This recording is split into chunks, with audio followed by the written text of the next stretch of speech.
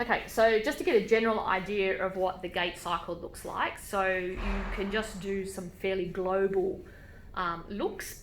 So as this person's walking along, notice that one shoulder is higher than the other, and have a think about which one that is. And as we walk, so we can actually see the back now, can you see that the right shoulder or elbow comes back further than the left? So you know that there's some change or difference between left and right in terms of rotation. So whilst they both are rotating, we're rotating from our shoulders, which is quite good, and the trunk and pelvis looks relatively stable. You do know that there's more rotation that's occurring on one side than the other. Head is fairly stable, if not shifted a little bit to one side, but that's not probably a major issue at this stage. If we move down to what's happening at the pelvis, you will see that you can see the pelvis rotating. There's also side-to-side movement, which is what we want.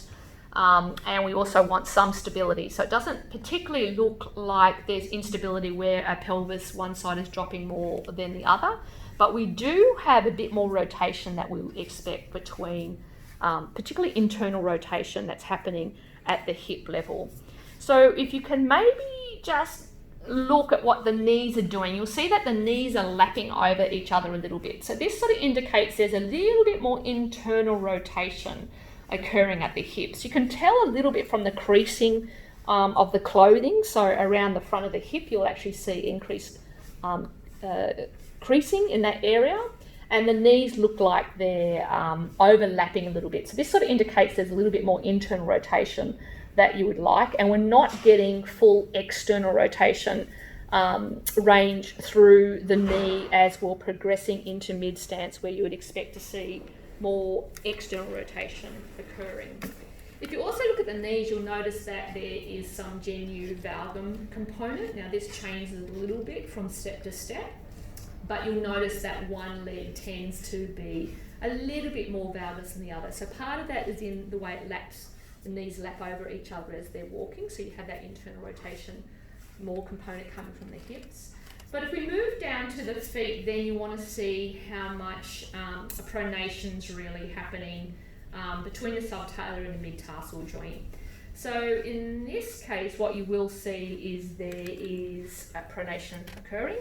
There's a little bit more occurring in the left more than the right, and that just so happens to be the one that has a little bit more genu valgum component when we're walking, and also in the standing assessment.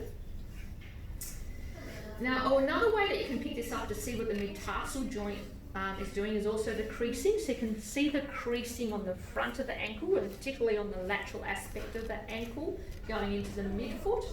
You can also see there's too many toe signs, so we have more toes on the lateral side of the foot than we should. So that again indicates that your mid-tarsal or your oblique axis, the mid-tarsal joint, is a bit pronated. So that's actually happening at your calcaneocuboid joint.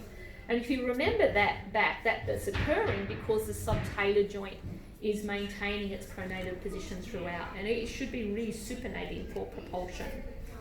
So that we have a subtalar joint that's a little bit staying a little bit pronated. So it's not an excessive range, but it's more that it's staying out of phase. So it's going beyond the contact phase and not starting to resupinate to neutral. So that means that my mid-tarsal joint therefore is unlocked, so that it's more unstable. So you get more pronation happening at the mid-tarsal joint. And because of that, then what you really need as you're coming to propulsion, you need to have a stable midfoot so that the first ray can plantarflex, so you can propel off adequately and get full range at your first MPJ. And you can see that that's happening very late. You can see as we're coming to forefoot load, we are still in a pronate position. That's really obvious, more so in the left foot, that foot is still really pronated as it's coming towards propulsion, where we would really like a more stable foot so the first ray could actually plantarflex, so we can get full range at that metatarsal phalangeal joint. Now, we call this like a late resupination, so you still can get range happening at that first MPJ, but it can't really achieve it until that heel is actually lifting off the ground. So overall, you can see there are some changes in the upper body. We certainly have the knees where there's a bit more genu valgum and overlapping of the knees, so there's more internal rotation happening. We're not getting as much external rotation back to around at least getting closer to the neutral position than we would like.